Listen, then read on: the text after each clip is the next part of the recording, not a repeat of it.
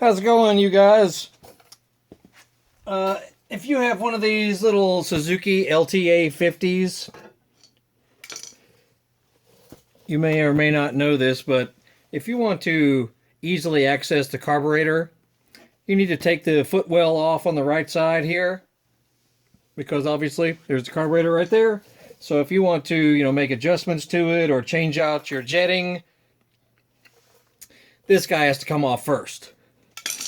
And it has the little push pins, these little guys here, and some people don't realize how to remove them without breaking them. And believe it or not, like, when they're inserted in the vehicle, if it'll focus here, these pins are pushed in flush like that. So to remove the pin, all you do is, I take a little punch like this, just a little tiny one, but you could use whatever. What you do is push the center part even further in, like that. So that's what you would do with all of them, is you actually push this further in, and then it makes it easy to remove the pin. Right? And then you bring it back out. When you're going to reinsert it, you'll push it back out to where it was, prior. Then you put it back in when you're going to reinsert it in the vehicle. Because otherwise, if you try to do it the way you might think you would remove it, which would be to just try and pry this off of there, you'll probably break it. So that's all you do. Push the center pin further in, she'll come right out. Simple as that. Anyway, I've got plenty of other videos on this pretty awesome little guy. Check this guy out. This is a 2005 LTA50 that we completely went through. The previous owner was unable to crank it. And yeah, I think it had a couple of different problems actually. Even though it had, plenty of compression and it was getting fuel and all that, it was not getting enough spark.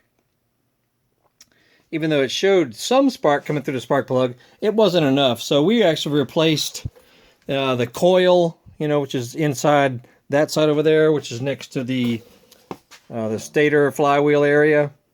We replaced that piece, and that seemed to give it plenty of spark. But also, the little parental kill switch back here, we've put an aftermarket one on, now, but the one that was on it from the factory, it was not triggering properly.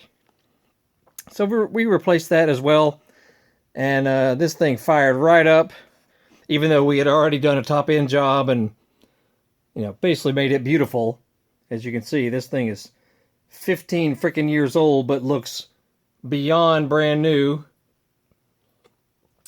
Brand new body, which is not available aftermarket, which is ridiculous. So you have to buy that high dollar on, from your Suzuki dealer. Then check out these totally bitchin' graphics imported from Europe, because we could not find anything in the United States as far as good looking graphics for this little thing.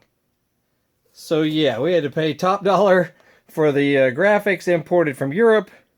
We replaced all the warning decals all over it.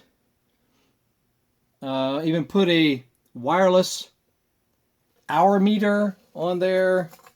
We painted the rims. We put on bitchin' new tires. Yeah, all the bodywork is new. Even the grips are new. All the cables are new. This thing is bad to the bone, man. It runs so good. And anyway, we're really proud of it.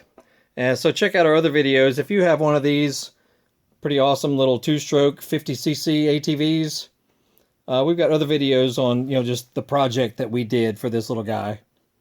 And it's about to be sold tomorrow, actually. Hopefully. The guy's coming to look at it, and you just don't see them like this especially 15 years old in top-notch condition. That's the original seat too. Look at that. Brand spanking new it looks, even though it's 15 years old. Anywho, yeah, hopefully it'll get sold tomorrow, and we'll move on to our next project, which is a 2003 Yamaha YZ85.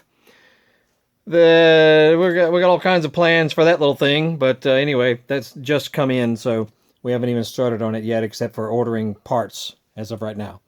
Anywho, that's it. Check out our other stuff. We're always doing stuff with dirt bikes and ATVs and cars and lawnmowers and whatever, you know. So like, subscribe, follow. We hope to see you all soon. See you.